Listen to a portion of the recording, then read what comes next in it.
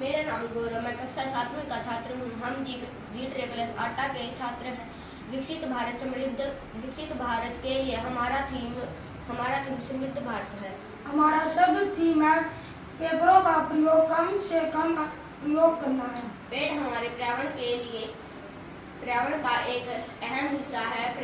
पेड़ से कागज उत्पन्न किए जाते हैं। कागज बनाने के लिए पानी की खपत भी बहुत ज़्यादा होती है। पर्यावरण को बचाने के लिए कम से कम उपयोग करना चाहिए। कागज विभिन्न तरीकों से हम कागजों का उपयोग कम कर सकते हैं। पहला, स्कूलों तथा कॉलेजों में विभिन्न को-करिकुलर एक्टिविटीज में सजावट तथा अन्य गतिविधियों के नाम पर बहुत सारा कागज बर्बाद किया जाता है। इसलिए हमें सभी सजावट